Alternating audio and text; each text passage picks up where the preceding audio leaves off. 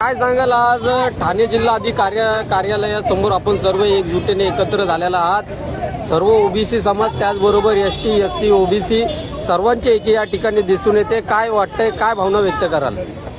सामाजिक समता आंदोलन या नावाखाली आज ठाणे जिल्ह्यातली सगळे समाज म्हणजे कुणबी असतील, आगरी, कोळी, वंजारी, भंडारी, जे नाभिक आहेत, धोबी, सुतार, लेबर फ्रंटचं, तसेच वेगवेगळ्या जातींच्या वेगवेगळ्या संघटना या ठिकाणी एकत्रित झालेल्या आहेत. महत्त्वाचा मुद्दा म्हणजे जातनीय जनगणना जी होत नाहीये, त्याबरोबर UC बिल जे आहे त्याची अंमलबजावणी होत नाहीये आणि ह्या ठाण्यात OBC मुलांचं आणि मुलींचं हॉस्टेल होत नाही. दिबा पाटलांचं नाव मुंबई विमानतळाला दिलं जात नाहीये. तसेच आज या ठिकाणी नागपूरला ज्या ठिकाणी आहे तसंच विविध ज्या सामाजिक संस्था आहेत त्या सर्व या ठिकाणी एकत्रित झाले आहेत. महत्वाचा उद्देश आहे की या सगळ्या समाजाच्या संघटना आहेत. प्रथमतः असं घडतंय की त्या सर्व एका छत्राखाली आलेल्या आहेत आणि हे पहिल्यांदाच घडतंय.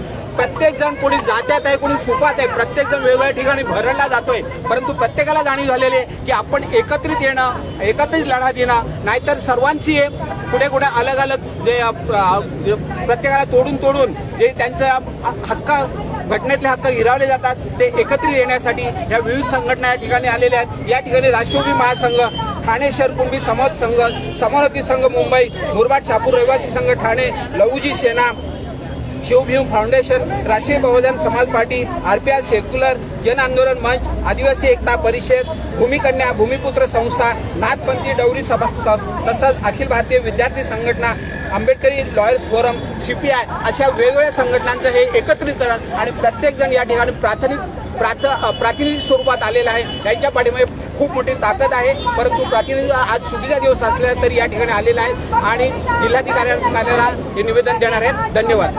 नेमकं या ठिकाणी आपण आलात, या मागचा नेमका हेतू काय आहे? हेतू असा आहे की UGC बिल आहे त्याची अंमलबजावणी व्हायलाच पाहिजे आणि जातनीय जनगणना सुरू झालेली आहे परवापासून. त्याच्यात OBCंचा जातनीय जनगणना झाली पाहिजे. ती जर स्वतंत्रपणे झाली तर प्रत्येक घटकाचा जी संख्या आहे त्याप्रमाणे त्यांना नोकऱ्या, शैक्षणिक, तसंच त्यांना राजकीय आरक्षण दिलं जाईल. ज्यावेळी सुप्रीम कोर्टात प्रश्न विचारला जातो तर तुम्हाला सवलती देण्याच्या बाबतीत तुमचा एम्पिरिकल डाटा उपलब्ध नाही, तो या उपलब्ध होईल याच्यासाठी आमचं हे आंदोलन आहे. सर, आता आपण बघितलं की काही मराठा समाजाचे बांधव हे OBC मध्ये विलीन झालेले आहेत. ते आता जे पोलीस भरती झाली, त्याचबरोबर MPSC या ज्या कॅटेगरीचं जे शिक्षण आहे यातनं OBC माध्यमातून ते शिक्षण घेत आहेत. मराठा बांधव, त्याबद्दल काय सांगाल? मराठा बांधवांनी आजपर्यंत त्यांचं जे शैक्षणिक किंवा त्यांचा उच्च दर्जा नेहमीच राखलेला आहे आणि ते आज या OBCच्या सवलती घेण्यासाठी ते कुणबी प्रमाणपत्र घेऊन आलेले आहेत. शासनाचा निर्णय आहे तो. परंतु त्याबरोबर हा बहुजन समाज, कुणबी समाज, OBC मध्ये 350 जाते, त्यांच्यावर हा खूप मोठा अन्याय झालेला आहे आणि 50 वर्षापूर्वी परिस्थिती गरीब होती, खूप गरीब होती, अक्षरशः म्हणजे खायला धान्य नव्हतं. हा समाज आता कुठे सवलती मिळून आलेला आहे. सवलती म्हणजे काय तर त्यांच्या संख्येनुसार त्यांना जे आरक्षण आहे. यापूर्वी मराठा समाजाने त्यांना त्याप्रमाणे संपूर्ण ज्या संस्थांना म्हणा या ठिकाणी प्रत्येक ठिकाणी त्यांनी त्यांचं उच्च दर्जा राखलेलाच आहे. आता त्यांनी या ठिकाणी आलेले आहेत, परंतु इतर समाजावर अन्याय होत चाललेला आहे.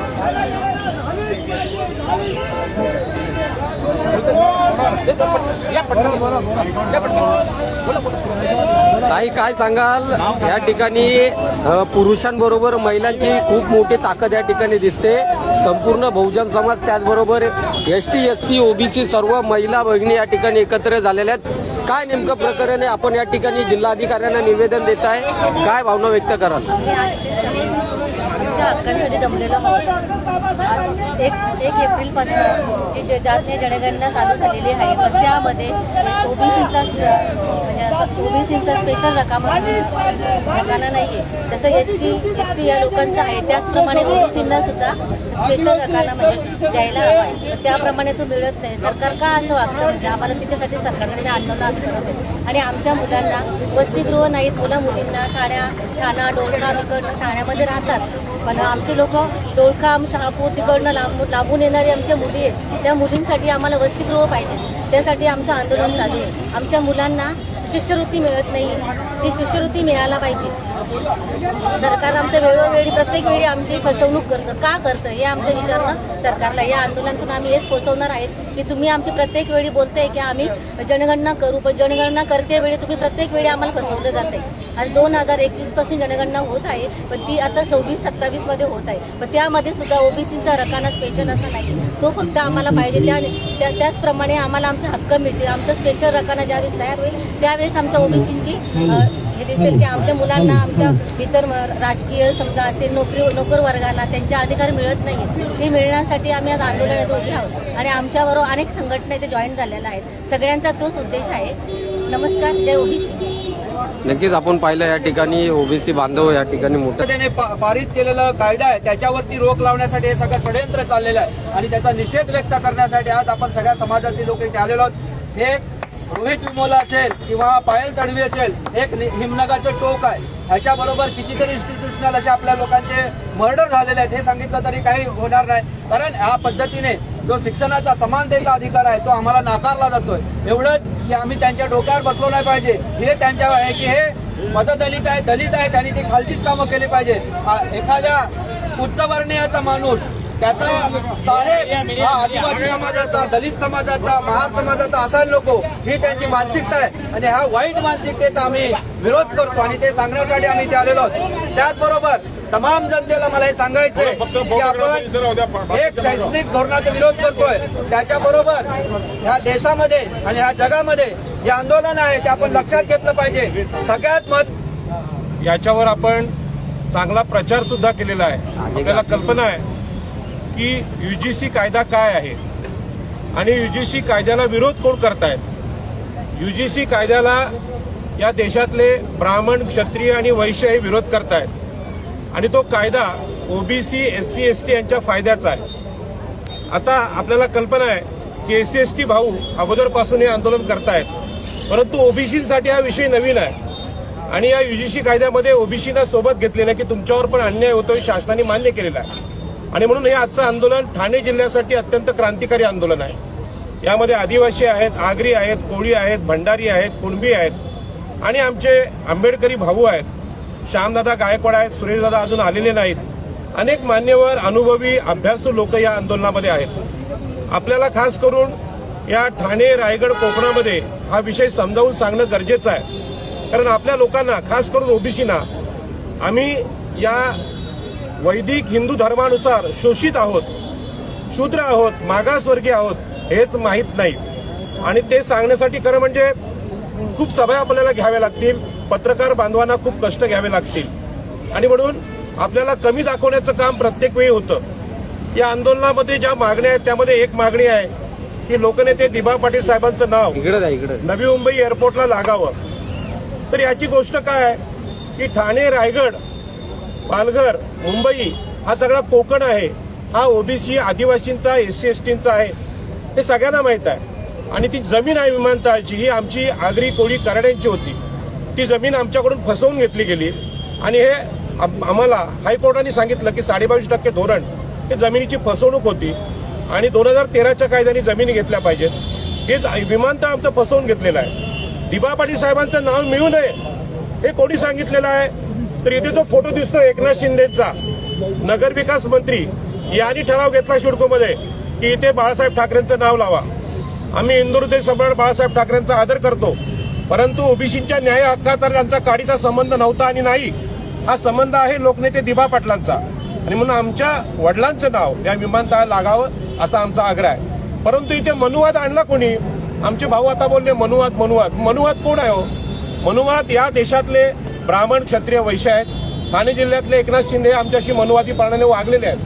त्यांनी बाळासाहेब ठाकरेंचं नाव द्यायचा, ठराव घ्यायचा काही संबंध नव्हता, पण त्यांनी दिलं जेणेकरून दिबा पाटलांवर अन्याय व्हावा आणि म्हणून अशाच प्रकारची अपमान आमचं गावोगावात होत आहेत. आता उल्हासनगरमध्ये आंदोलन चालू आहे की स्मशानभूमीमध्ये बाबासाहेबांचा पुतळा बसवलाय. कोणी बसवलाय? त्यामध्ये कोण आहे? तर एकनाथ शिंदेचे चिरंजीव खासदार श्रीकांत शिंदे त्यामध्ये आहेत. खासदार असलेल्या माणसाला कळत नाहीत का स्मशानभूमीमध्ये कोणाचा पुतळा लावतात का? आपल्या वडिलांचा तरी लावू शकतो का आपण? नाही लावू शकत. मग असं का केलं? हीच अॅट्रॉसिटी आहे, हाच आमचा अपमान आहे. आणि आपल्याला कल्पना आहे की आज यूजीसीने जो विषय आणलेला आहे तो काय आणलाय? केंद्रीय विद्यापीठांमध्ये रोहित वेमुला आणि पायल मडवी यांना आत्महत्या करायला लावल्या. त्या आत्महत्या करायला लावल्या म्हणजे काय, त्यांना ठार केलेलं आहे. पण सांगताना काय, तुकाराम महाराजांचं जसं विमानातून आकाशात गेले त्यांना ठार केलेलं आहे. धर्माचा मुलामा द्यायचा आणि फसवायचं हे नेहमीच चालू आहे. आणि म्हणून मी नेहमीच सांगतो की रामायणामध्ये शंभूकला मारला, शंभूक म्हणजे ओबीसीचा आहे, त्यांनी शिकू नये अशी यांची इच्छा आहे. आपल्याला माहित आहे महाभारतामध्ये एकलव्याचा म्हणजे आदिवासीचा अंगठा कापला हेच लोक आहेत. आमच्या गावागावामध्ये आम्ही हे समजावू शकलेलो नाही. म्हणून इथे आलेल्या लोकांना माझी विनंती आहे की ठीक आहे, इथे फार लोक बोलणार आहेत, आता श्यामदादा बोलतील, परंतु आपल्याला बोलायची संधी गावात पण आहे, आपल्या मोबाईलमध्ये आहे. आपण हे बोललं पाहिजे की विषमता काय. आज ठाणे जिल्ह्यातल्या आगरी कोळी लोकांच्या जमिनी, आदिवासींच्या जमिनी, गुरुचरण जमिनी लुटणारं कोण आहे? हे नगरविकास मंत्री एकनाथ शिंदेच आहेत. मग आपल्याला सांगावं लागेल की होय, आता ओबीसी यामध्ये आहेत, यामध्ये मराठा नाहीत, ब्राह्मण नाहीत, तेही विरोध करतात या कायद्याला. म्हणून आपल्याला विनंती आहे की उच्च शिक्षणामध्ये आमचे विद्यार्थी मारले जातात, ठार होतात. अशा प्रकारचं गावागावामध्ये आज आमचं लिडरशिप मारले जाते. दिबा पाटलांच्या मृत्यूनंतर त्यांना विरोध करण्याचं कारण काय? पण त्यांना माहित आहे की ओबीसींची सत्ता इथे येऊ नये. आणि म्हणून आजचं जे आंदोलन आहे ते ओबीसीसाठी महत्वाचं आहे. या कार्यक्रमात राष्ट्रीय ओबीसी महासंघाचे कार्यकर्ते अत्यंत चांगल्या पद्धतीने उपस्थित आहेत. पण त्यांना हे ठाणे जिल्ह्यात कळलं पाहिजे, ठाणे जिल्ह्यात मनुवाद कोणाचा आहे, महाराष्ट्रात मनुवाद कोणाचा आहे? कारण महाराष्ट्रात विजेशिवार आंदोलन होत नव्हतं. श्यामदादा गायकवाड यांना मी धन्यवाद देईन की त्यांनी निर्णय घेतला की ठाणे जिल्ह्यात हे आंदोलन करायचं. आणि तुम्ही सगळ्यांनी हा प्रतिसाद दिला. मला वाटतं कोकणातल्या प्रत्येक जिल्हाधिकारी कार्यालयासमोर हे आंदोलन आपल्याला करावं लागेल. आणि आंदोलन करताना मनुवादी, उच्चवर्णीय असे शब्द न वापरता, या महाराष्ट्रातले मनुवादी आमचे मुख्यमंत्री देवेंद्र फडणवीस आहेत, यामध्ये उपमुख्यमंत्री एकनाथ शिंदे आहेत, हेच मनुवाद राबवतात, तेच आमचे शत्रू आहेत. आणि महाराष्ट्रात त्यांच्यामुळे आंदोलन होत नाहीत. आणि म्हणून हे जे प्रश्न तयार झालेत, गावठाणाचा प्रश्न आहे, जमिनींचा प्रश्न आहे, मुंबईतली आगरी कोळी कराडी भंडाऱ्यांची गावठाणं हेच लोक तोडतायत. आता MMRDने जाहीर केलं की सगळी गावं इथे घेणार आम्ही. रमेश मुकादम इथे आहेत. रमेश मुकादम कुठे आहेत? 32,000 एकर जागा त्यांनी घेतलेली आहे. एका बाजूने हेक्टर, एका बाजूने लोढा लुटतोय आम्हाला, अदानी लुटतोय, अंबानी लुटतोय. अदानीचं एअरपोर्ट झालंय. भांडवलदार इथे आपल्या काकांनी एका प्रश्न केला की खाजगीकरण रद्द करा आणि हे काय नोकरवरती सुरू करा, अशी त्यांची मागणी आहे. परंतु हे भांडवलदारांचं सरकार आहे आणि म्हणून इथे बोलण्यासारखं खूप आहे. याच्या नंतरचे कार्यक्रम अत्यंत नियोजनपूर्वक आम्ही करू, कारण का तुमचा जो प्रतिसाद आहे तो अतिशय उत्तम आहे. दादा, मी धन्यवाद देतो आपल्या लोकप्रियतेला. आपण लोकांच्या हृदयावर बसलेले सम्राट आहात आणि मला तुमचा अभिमान आहे. पण आता जे ठाणे जिल्ह्यात चालू आहे ती जमिनींची प्रचंड लूट चालू आहे आणि पश्चिम महाराष्ट्रातली विषमता या ठाणे जिल्ह्यात येऊ पाहते.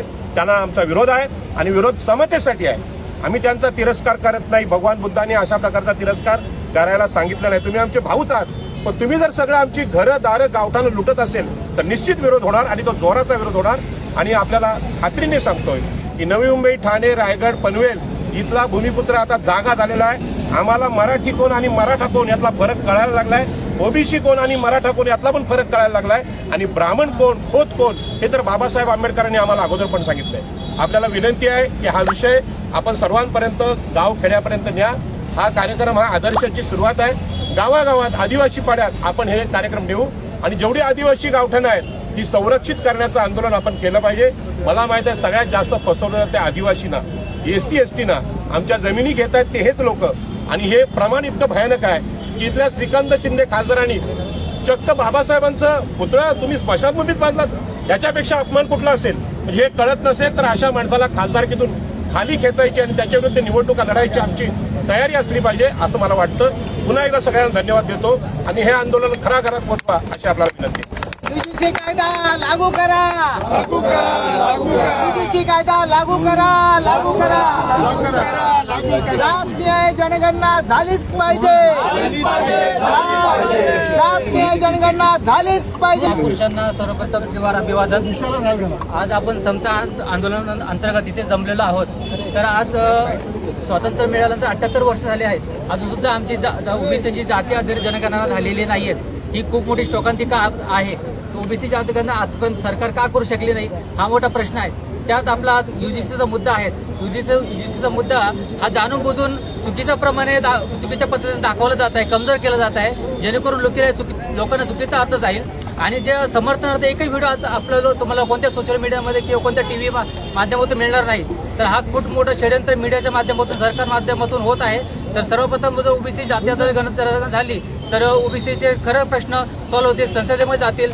आज ओबीसीचे खूप आमदार खासदार जे गेले प्रतिनिधी आहेत, पण खूप थोडेच प्रतिनिधी आहेत त्याचं ते समर्थन करतात. पण खूप सारे प्रतिनिधी असे आहेत पण त्याला ते हात घालत नाहीत. इथे आमच्या भारत मुक्ती मोर्चातर्फे आम्ही इथे समर्थन देतो आणि इथं बोलतो. धन्यवाद. यानंतर आपले निदर्शनं यशस्वी केल्याबद्दल या निदर्शनात जे जे सामील आहेत, या सर्व संघटना सामील आहेत, सर्वांचं मी मनपूर्वक अभिनंदन करतो. ही आपली सुरुवात आहे. पहिल्यांदा एक लक्षात घेतलं पाहिजे की UGC रेग्युलेशन काय. भारतामध्ये ज्या सेंट्रल युनिव्हर्सिटीज आहेत, जवळजवळ 48 सेंट्रल युनिव्हर्सिटीज आहेत आणि त्या युनिव्हर्सिटीजमध्ये ओबीसी, शेड्यूल कास्ट म्हणजे दलित आणि आदिवासी या मुलांवर ज्या पद्धतीचा जातीय भेदभाव होतो आणि जातीय छळ होतो, त्याच्यामुळेच रोहित वेमुलाला आत्महत्या करायला या संस्थांनी भाग पडले. त्याला आपण संस्थात्मक हत्या म्हणतो. पायल तडवीचं तसंच झालं एका आदिवासी मुलीचं.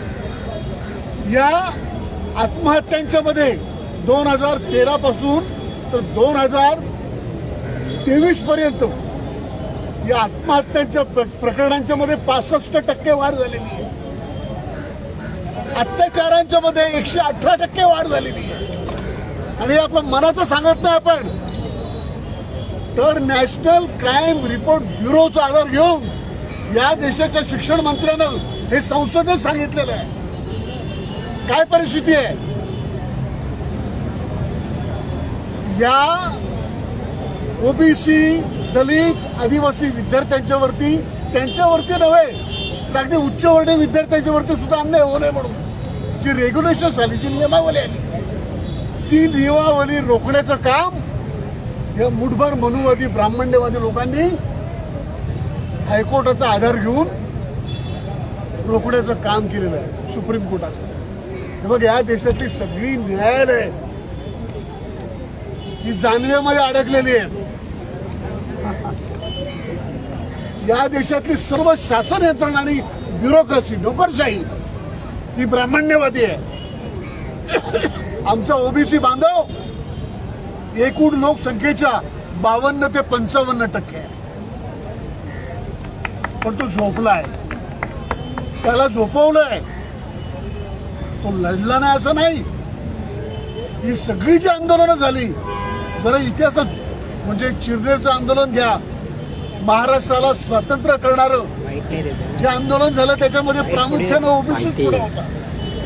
परंतु आता कसं असतं की वाघाला किंवा सिंहाला त्याची शिकार करायची असेल तर त्याला हल्ली बंदुकीतून इंजेक्शन मारतात,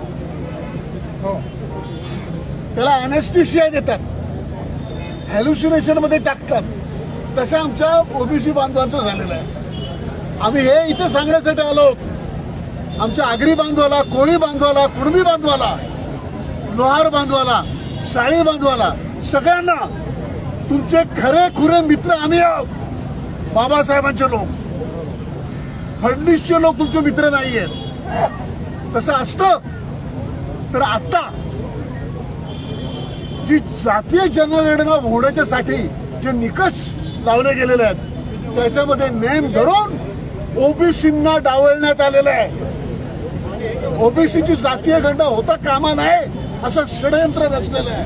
आणि आपण तिघे जर एकत्रित आलो, तिथं माझ्या बहिणी आहेत त्यामुळे मला काय बोलता येत नाही. अरे आम्ही 87% आहोत या देशाच्या लोकसंख्येच्या, आणि ते 10% सुद्धा नाहीत.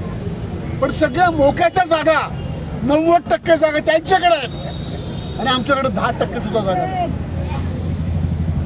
या देशातली सगळी शासकीय सगळे उद्योग, साऱ्या सेवा संस्था, नद्या, जंगल, डोंगर, बंदर ही सगळी विकली गेलेली आहेत. आता मी तुम्हाला सांगतो, ते नाही का ते मोदीचे चमचे करतात, मोदी मोदी, तर तुम्ही पण सगळ्यांना म्हणायचं मोदी मोदी. अगोदर मी बोलेल, नंतर तुम्ही मोदी मोदी करायचं. भारतातला सगळ्यात नालायक माणूस कोण? भारतातला सगळ्यात हरामखोर कोण? इस्रायलचा बच्चा कोण? ट्रम्पचा चमचा कोण? ओबीसीची वाट लावणारा कोण? अशा गोष्ट द्यायच्या. याच्या पुढे मोदी पाहिजे ना. तो म्हणतो की इस्रायल माझं फादरलँड आहे. मग जा ना तिथं, तू जा ना फादरलँड मध्ये, जा ना तिथेच मर. पाहिजे असेल त्या फडणवीसला पण घेऊन जा. मुद्दा काय आहे? आमचे SC ST चे 113 खासदार आहेत आणि ओबीसीचे 130 खासदार आहेत. परंतु राजाराम पाटील साहेब बोलले ना, ओबीसीचे खासदार बाळामामांचा अफवा सोडला तर, नाहीतर ओबीसीचे खासदार हे ओबीसीचे प्रतिनिधी राहिलेले नाहीत, तर जात्यांना आणि धर्मांतर शक्तींचे एजंट झालेले आहेत. दलितांची पण तीच परिस्थिती. म्हणून या आपल्या चळवळीला जी कुंठा आलेली आहे ती फोडण्याचं काम आजच्या आंदोलनानं केलेलं आहे. ही ठिणगी पडलेली आहे आणि महाराष्ट्रात त्याचा वणवा पेटणार आहे. मुद्दा असा आहे की ओबीसीची वाट लावायची. तुम्हाला सांगतो, आपण सगळे जे गावात राहणारे लोक आहोत, आपण सगळे एकत्रित राहतो. अडचण काय झालेली आहे की आपसामध्ये आपल्यातच भांडणं आहे. आमच्या या आंदोलनामुळं ओबीसी, दलित, आदिवासी हा एकत्रित येईल आणि सगळ्या राज्यामध्ये नव्हे देशामध्ये सामाजिक सलोखा निर्माण होईल आणि जात्यांचा आणि धर्मांतर शक्तींचा निर्णायक पराभव होईल. आमचं हे आंदोलन संवैधानिक मार्गाने तुम्ही जाणार आहोत. आम्ही आमचा हिंसेवर विश्वास नाही. पण माझ्या एका बहिणीची माफी मागून बोलतो की आम्ही इतके प्रचंड संख्येने आहोत, आम्ही सगळे एकत्रित आलो आणि लघुशंका जरी केली तरी हे जात्यांत आणि धर्मांत लोक वाहून जातील. एवढी ताकद आहे आपली. आपल्या ताकदीला आपण ओळखलं पाहिजे. आता याच्या पुढे ही टोकन निदर्शनं होती. आपल्याबरोबर कोण कोण लढायला येऊ शकतं त्याचा अंदाज आलेला आहे आणि मला खात्री आहे आम्ही सगळे जर एकत्रित आलो आणि आम्हाला टिकून राहावं लागेल. प्रश्न कसा आहे, तुम्हाला माहिती म्हणून सांगतो की या सगळ्या उच्च शैक्षणिक संस्थांच्या मध्ये एससी फक्त 2% सुद्धा नाहीत, ज्यांची लोकसंख्या 14 ते 15%. आदिवासी 1.3% आहे आणि ओबीसी जे जवळजवळ लोकसंख्येच्या 55% आहेत त्यांना फक्त 2.5% जागा त्यांच्या उरलेल्या आहेत. IAS मध्ये 6,700 IAS आहेत. आमची काय अवस्था आहे? आमच्याकडे 5 ते 6% सुद्धा जागा नाही. म्हणजे जे हजारो वर्षापासून आपल्या बोडक्यावरती बसलेत आणि ज्यांनी मोक्याच्या जागा बळकावलेल्या आहेत त्यांना असं वाटतं जर ओबीसी, दलित, आदिवासी जर आमच्या हक्का म्हणजे त्यांनी बळकावलेल्या जागांच्या वरती नैसर्गिकरित्या जर त्यांनी हक्क सांगितला तर या देशाचे बडे तुकडे पडतील. जाती जातीमध्ये विभाजन होईल. अरे अगोदर जाती जातीचं विभाजन झालेलं आणि ते तुम्हीच केलेलं आहे. म्हणून आम्ही आता ठरवलंय, आमचा शत्रू आम्हाला कळलेला आहे कोण आहे. आमचा शत्रू आम्हाला नेमकेपणे कळलेला आहे आणि त्यामुळे आम्ही सगळेजण जे इथे एकत्रित आलो ते अजून एकत्रित येण्याच्यासाठी, एकजुटीने राहण्याच्यासाठी, त्याच्यासाठी संविधानाची शपथ खातो आम्ही की आम्ही एकत्रित येणार. आणि परत परत सांगतो, जागा आमची, जिल्हा आमचा, समुद्रकिनारा आमचा, जमिनी आमच्या. आणि तिथं जे विमानतळ झालंय ते सुद्धा आमचे जे नायक आहेत, आमचे जे महानायक आहेत दिबा पाटील, त्यांचंच नाव त्या विमानतळाला झालं पाहिजे. त्यासाठी तमाम आंबेडकरवादी जनता, तमाम प्रागतिक जनता सगळी आमच्या आगरी बांधवांच्या बरोबर राहणार आहे. आम्ही सगळे एकत्रित राहणार आहोत आणि दिवांचंच नाव त्या विमानतळाला भेटलं पाहिजे. नाही तर त्या विमानतळ म्हणजे या सगळ्या जात्यांत, धर्मांत, ब्राह्मण्यवादी, मनोवादी शक्तींचं आम्ही त्या विमानतळाच्या मध्यभागी थडगं उभारू. अशा पद्धतीने आम्ही आंदोलन करणार आहोत. दिवा पाटील हमारे. आणि याच्यासाठी आपण सगळे जे एकत्रित आलो, गावागावांच्या मध्ये आपण बैठका घेणार आहोत. पण मुख्य गोष्ट म्हणजे अशी, युजीसीचा प्रश्न काय आमच्या लोकांना अजूनही नेमकेपणाने कळावा म्हणून आपल्याला खूप मोठी व्यापक चळवळ करावी लागेल. आपण घाई करायची काय हरकत नाही, म्हणजे घाई करायची काय गरज नाहीये. आपण याच महिन्यामध्ये एक राज्यव्यापी परिषद फक्त युजीसीच्या प्रश्नांवर आणि ओबीसीच्या प्रश्नांवर मुंबईमध्ये घेणार आहोत. आणि युजीसीचं राष्ट्रीय स्वरूपामध्ये म्हणजे अगदी JNU मध्ये, दिल्ली युनिव्हर्सिटीमध्ये, लखनौमध्ये, बिहारमध्ये, पटनामध्ये, इलाहाबादमध्ये जे जे लोक आंदोलन करतायत, ज्याने आंदोलन पेटवलं, त्या सगळ्यांना आपण मुंबईत बोलवणार. आणि एक अत्यंत व्यापक असं आपण आंदोलन इथं उभं करणार आहोत. आता इथं फार चांगलं चित्र दिसलं, आमच्याबरोबर लाल बावटेवाले पण दिसलं, लाल झेंडा. कसं आहे की आम्हाला कोणालाही कापलं तरी त्याचं रक्त लाल असतं, आणि फडणवीसला कापलं तरी त्याचं रक्त लाल असतं. आणि खरं म्हणजे ते कॉन्टॅमिनेटेड आहे, परंतु कष्टकऱ्यांचं सगळ्यांचं रक्त गडद लाल असतं, म्हणून आपल्या झेंड्याचा रंग लाल. बरं काय? आणि आपण सगळे एकत्रित आलेलो आहोत. एक गोष्ट आहे की ठाणे जिल्ह्याचे प्रचंड मोठे प्रश्न आहेत. आमच्या ठाणे जिल्ह्याची, रायगड जिल्ह्याची, पालघर जिल्ह्याची जवळजवळ 60 ते 70% जमीन अगोदरच गेलेली आहे. अन्याय पद्धतीनं त्या ब्युरोक्रेसीला हाताशी धरून फसवेगिरी करून आमच्या लोकांच्या जमिनी गिळंकृत केलेल्या आहेत आणि धनदांडग्यांचे फार्म्स उभे राहिलेले आहेत. आता आम्ही सुद्धा आमच्या जमिनी परत मिळवण्याच्यासाठी आणि धनदांडग्या या फार्म हाऊसेसचे मालक आहेत त्यांना आमच्या जिल्ह्याच्या मधून पळवण्याच्यासाठी सुद्धा आंदोलन करणार. Very good. आम्ही गप्प बसणार नाही. आणि दुसरी गोष्ट अशी, आम्ही कोणाला घाबरतो, हे सरकार स्वतःच घाबरतं.